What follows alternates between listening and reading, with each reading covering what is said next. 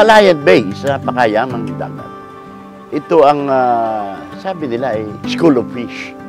Dito nagpupunta. Kaya malaki ang tulong nito. Sapagkat pag panahon ng tag-isda, abundant. Napakaraming isda rito, walang tigil ang panguhuli.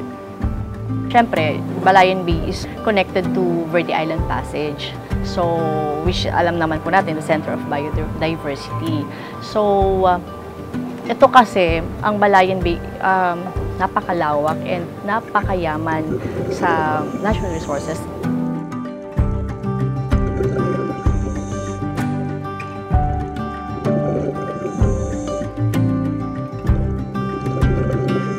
Aba, malaki ang tulong nito. Sapagkat pag panahon ng tag-isda, abundant. And alam mo, araw-araw, yung maliliit boat people, nandyan yung not motorized bangka, araw-araw namimingwit sila dyan. Nung ako po yung magsimula ng pangingisda ay edad 20. Ngayon po, 65 taon na ako. Diyan ako kinukuha yung mga baon ng anak ko sa eskwela, mga pang-araw-araw na gastos. Bali, nung mga unang taon ng pag-uumpisa ko dyan sa tawagin ay Pangulong Basnig, maganda ho yan, maganda ang huli namin. Talagang umaabot ng siguro mga 5 months na maganda yung sampa ng isda. Ang kalagaan po sa amin ng Balayan Bay ay ang pagka nakakapalaot po ang aming mga mangingisda. At pag sila po may huli, ang pakinabang po nila yung pag sila po nakapagdala ng isda sa market, doon po kumikita sila at nabubuhay nila ang kanilang pamilya sa pamamagitan po ng ating Balayan Bay. Almost nakatira po dito ay talaga pong mangingisda lahat. Yan po ang kinabubuhay lang talaga nila.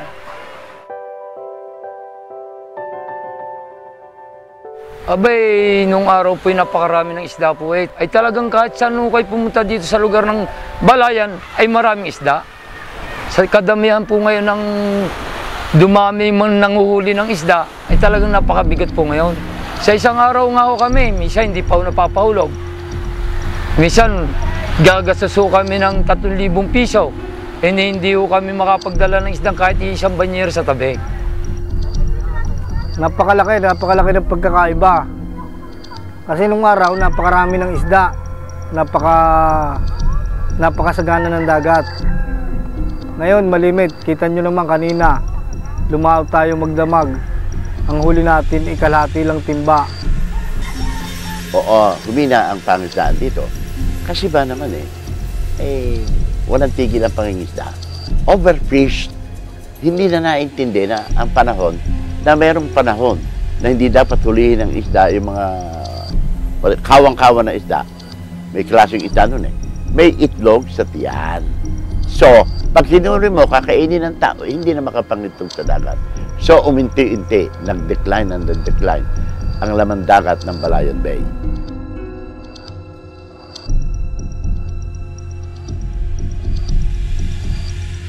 Sa parte ng Kalatagan, meron kaming 18 noon na commercial fishing boat.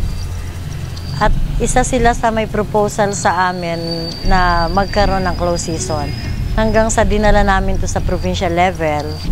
So ngayon nakita namin na hindi lang yung mga municipal fisher folks ang dapat tutukan at dapat bigyan ng edukasyon sa pangangalaga na isama na yung commercial. Ang commercial na ang nagkaroon ng move na magkaroon ng close season or nag-propose. Hanggang sa nagkaroon na to ng pag-aaral through Conservation International. At ngayon nga ay yung pag-aaral na yun ng Conservation International, sinuportahan to ng BIFAR Ecofish para ito ay maipatupad. So we did a study, we did a fisheries profile of Balayan Bay, we did a thorough study of the fisheries, trying to see ano yung causes of the decline, why is there overfishing, ano yung mga gaps, and then we also look at ano yung implications ng climate change. And then that resulted in a study which was commissioned by Conservation International, and Dr. Willie Campos did a study, and he's affiliated with Ocean Bio at the University of the Philippines in the Visayas.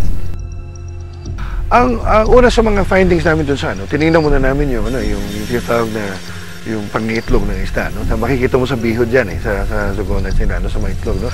So, logical sa amin na kung magpoprotekta ka, hayaan mo sila makapangitlog, no? Makapangitlog sila during the time na marami silang nangingitlog. Mas marami kang mas malaki ang posibilidad na mas maraming similyang mabubuhay, no? So from that, nagkaroon kami ng several consultations with the commercial fishing owners. Ang pinag-usapan namin noon during that time ay ang matulungan na ma-sustain ang fishing productivity ng Balayan Bay.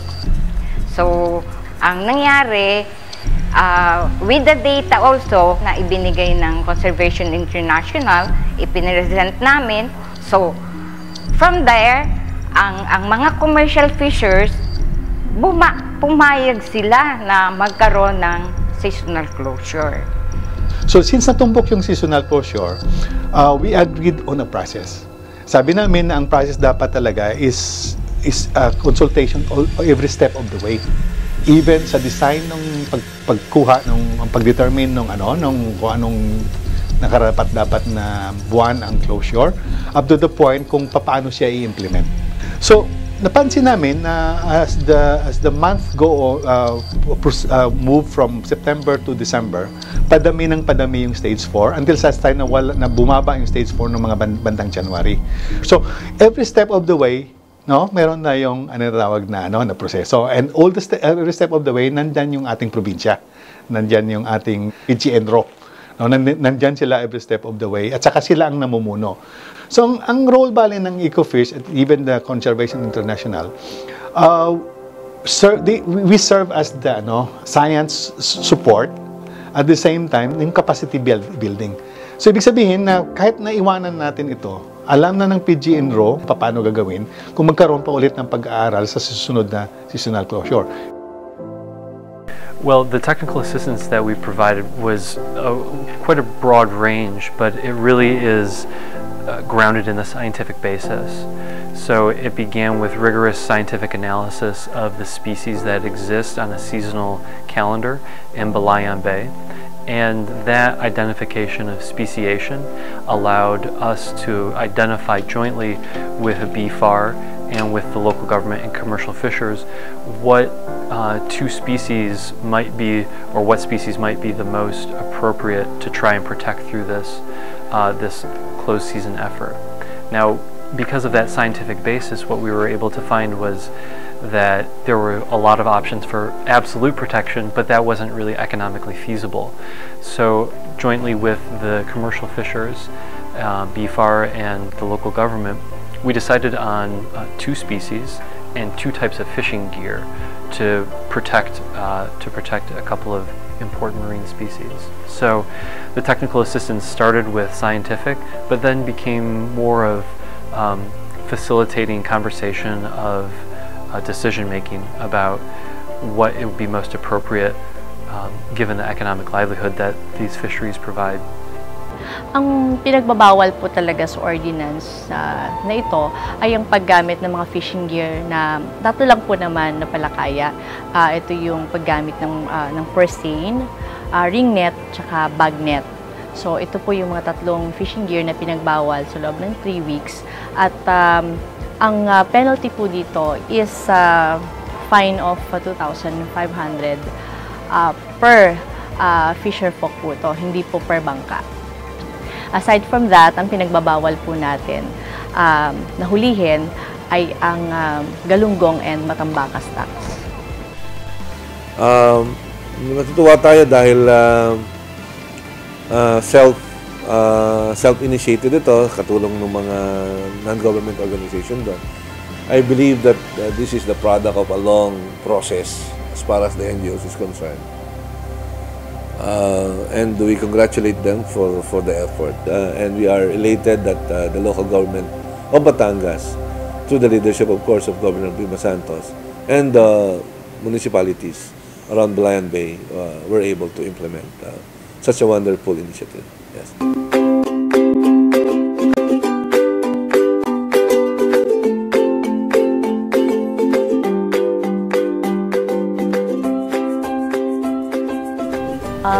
In general, yung close season, maganda yung epekto. Yung pagsunod ng mga tao, nakita ko nga, sabi ko natin, pag talaga yung level ng enforcement ng lahat ng bayan ay pare-pareho, lahat ng enforcers ay nagpapatupad at sama-sama, nababawasan or siguro totally mawawala talaga yung illegal fishers. Madaming nagsasabing mga mangingisda rin na maganda ang epekto nito. Dahil nga sa nakapahinga yung dagat, nakita nila na dumami naman talaga yung similya. Masayang-masaya mga LGUs as a feedback, talagang sinasabi nila na successful daw yung ating seasonal closure. Even the assessment that had been done, makikita natin dun sa result na successful talaga yung seasonal closure. Feedbacks coming from the fisherman itself. Gusto nila lahat i-repeat o maging for another 5 years, parang consecutive 5 years na i-implement yan para daw makita talaga na yung effect ng seasonal closure. Initial results po, of course wala pa namang scientific study, pero initial results, ramdam na ramdam po agad. Pagpasok pa lang ng January, ang dami ng dulong, sobrang dami, parang linggo-linggo may ulam kaming dulong. Ang daming isda, dagsang isda sa palengke at ang gaganda. And yung pong nakita kong galunggong na dati ang before nung nag-uulam kami, kasi kumakain talaga rin kami ng galunggong, mas maliliit lang. Ngayon po may mga nabibili na kami sa palengke na talagang malaki. Kumbaga yung 3 linggong yon na nakapahinga ang dagat, nakapag-produce ng mga isda at nakapagpalaki, kitang-kita na po agad yung resulta. So yun yung personal kung ano. Kaya ngayon tuwan-tuwa akong pumuntang palengke. Tuwan-tuwa yung mga magtitinda ng isda. Oo, matutuwa sila. Imagine yung bang itlog ng isang isda. Siguro 1,000 yun eh. Ano? Mabuhay na lang doon 10%. Ay sa dami, number of fish na yan. Na mangingitlog, na nangitlog din. Ang dami yan. Hindi lang triple, multiple. Yan. Dumami. Naobserbahan na nila. Mas maraming nahuhuli ngayon kaysa noong dati. Para sa akin, napabuti din yun. Para ang ating isda na dumami muna.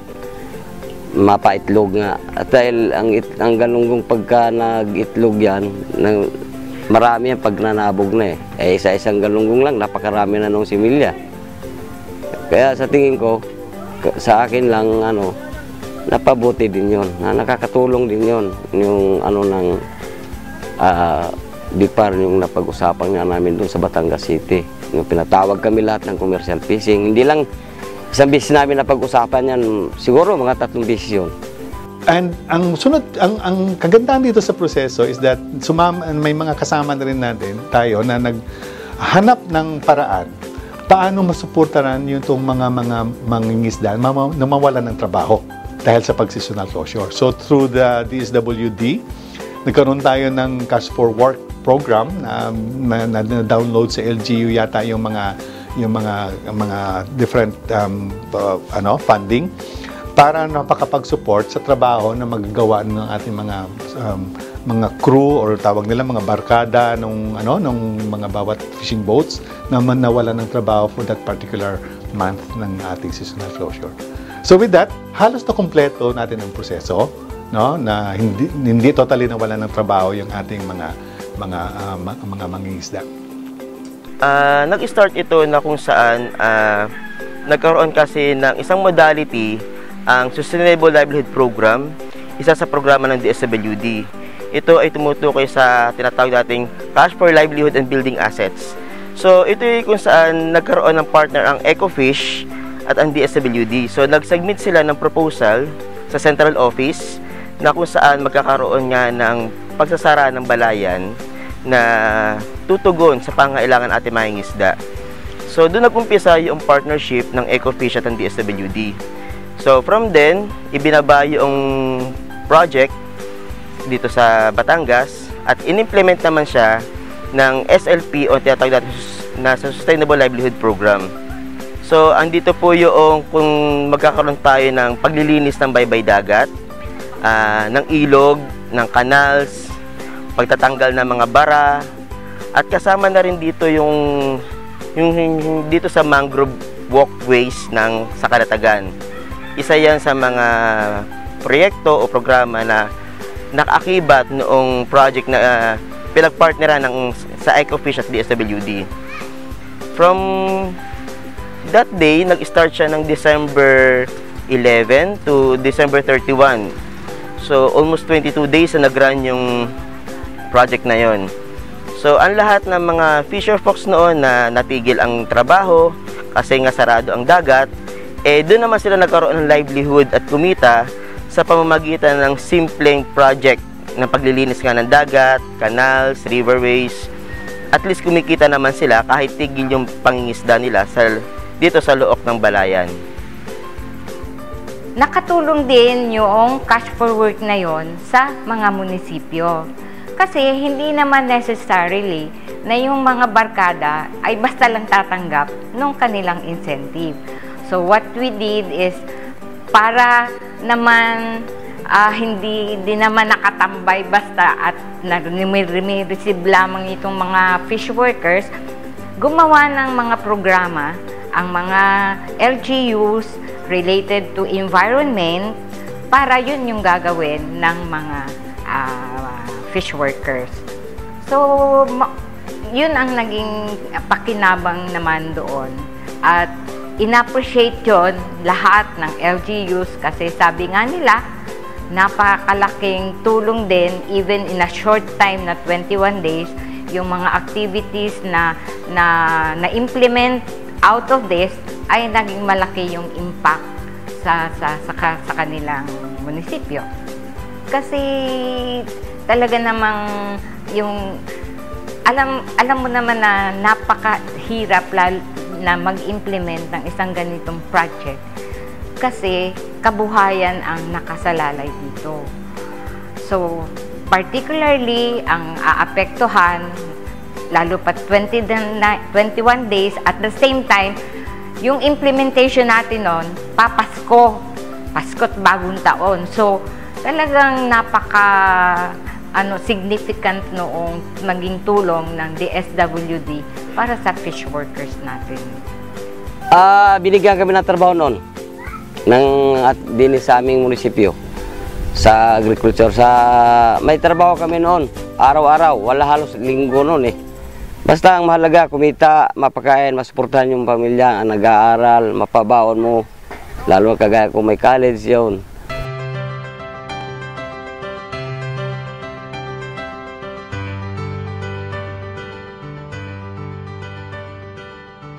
Sa maikling panahon na nagkaroon tayo ng seasonal closure, 21 days, pero nakita naman natin kung ano ang naging epekto nito. Nakita natin na talagang dumami ang isda, ang huli at saka sa market makita natin. So, isa itong indikasyon o isa itong initiative na siguro kailangang suportahan ng lahat ng mamamayan. Well, the way forward is that one is that this is the one that we're documenting as a lesson. That means to say na with this we can replicate this in other areas wherein we have more or less similar type of resources like small pelagics, no? Well, in terms of monitoring, we need still to do the assessment, especially to find out the biophysical effect of the close season. So what we're going to do is to determine that the catch rates in the end of 2015 sa 2016 to find out kung may increase talaga sa specific catch rates ng ating mga commercial fishers. So we will continue monitoring that, and also we will continue monitoring the gonads of this small pelagics to find out kung dumadami talaga yung proportion ng ating nabubuntis pa na mga isda. Then from that we will see if the project or the intervention is successful. So if the stage 4 will continue to increase as the years to come, that means we are assured of the recruits, no? Kahit marami kang nabubuntis ng mga isda. In 5 years time, madire-diretso lang yung pagpapahinga. Hindi naman natin totally kino-close.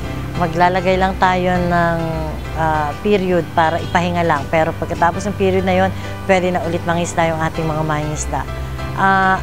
Sa loob ng 5 taon at nagawa natin to, siguro mas mararamdaman na ng mga mangingisda yung pagdami ng isda at mapapanumbalik ito. Siguro masabi ko lang nagpapasalamat po ang part po namin, ang DSWD, na isa sa naging bahagi ng programang ito na kung saan hayin sa amin ng Ecofish ang pagkakaroon ng Luok Balayan closing na makatugon sa pangailangan ng ilang mangingisda natin na magkaroon ng another livelihood. Nagpapasalamat din kami sa mga mangingisda na nakiisa sa programang ito at umaasa kami na ito ay hindi maging huli at marami pa mga susunod na programa at proyekto na pwede natin pagtulong-tulungan. Ganun na rin ang mga LGUs na nakiisa at sila rin ay masigasig na tumugon, umagapay para mas lalo maging successful ang proyektong ito. Well, actually, we're looking forward po na ma-continue ito. Hopefully, magkaroon ng additional sigurong year para na maisama sa mga ipagbabawal kasi ang nakita nga po namin is yung dulong na nabibili ngayon sa palengke is hindi siya talaga yung dulong na species, kundi sila yung mga similya ng mga tamban doon, pilas, na siya po namang karamihan din nandito sa Balayan Bay. So, kakahinayang din naman na sila ipahuli agad natin kung makakalaki pa naman sila. So, yun po ang isa namin sa ipinopropose na sana'y maisama siya sa susunod kung halimbawa magkakaroon ulit sa December. So, sana maisama kasi sayang yung effort kung hindi rin siya parang 100% na makukuha natin yung benefit kasi merong maliliit pa lang nahuhuli na. Although sa ngayon hindi namin nararamdaman na kami nagkukulang sa isda. Although kung sila siguro mas makakalaki pa ay mas maganda. Well, first is that pasalamat dahil nga medyo nagtrabaho lahat. Hindi nagpapel hindi nagpapel na isa mas magaling kaysa isa. But what we did really was everybody pitched in. So I think this was really also a good exercise na i-prove natin na kaya talaga gawin yung isang na initially na feeling ng iba na mahirap na gawin, and we were able to pull this through, no? So I think that was really a good job sa mga partners natin. And also I think ang papasalamatan ko rin talaga na malaki dito yung inisyatibo na nanggaling sa medium scale na mga commercial fishers. In fact, that was really one of my surprises. Normally, nanggagaling yung mga hinaing or yung mga needs na yon sa mga small-scale fishers. But for Balayan Bay, I was surprised that it came from the medium-scale na commercial fishers. Na gustong-gusto nila talaga na may gagawin, may intervention para maparami ulit yung natawag nila na small pelagics. Ang akin pong masasabi, mga kapatid, hindi lamang sa Pilipinas, sa buong mundo na, ating pong mahalin, ating alagaan at pag-igihi ang lahat ng likas na yaman. Hindi lamang po ang karagatan, ang buong mundo. Sapagkat may tinatawag tayong climate change, di ba? At siya'y dulot ng pang-aabuso ng mga tao sa Mother Earth. So, ang gawin natin ay ating, what do you call that? Ating pag-igihin muli, umisip tayo ng mga paraan para muling mabuhay, muling sumigla ang likas na yaman ng buong mundo. Masasabi ko lang dyan, maging seryoso lang naman ang bawat isa at magtulungan. Siguro naman, ang gobyerno natin naghahangad din niya na kahit paano mapaganda, mapaunlad ang takbo ng hanap buhay dito sa ating siguro maging magtulungan lang, magkaroon lamang ng isang magandang pakikipag-ugnayan ng bawat isa, magtulungan, magsakripisyo kung kinakailangan para mapalago pa yung larangan ng pangingisda dito sa atin. Congratulations. This is something that we think and would like to see replicated at the other sites where Ecofish operates, and even nationwide if it's possible. It's something as a society, as a world we benefit from, and that's biodiversity conservation. That's reducing threats to species so that we can, and our children can, enjoy the beauty of marine environment that you have here in the Philippines for generations to come.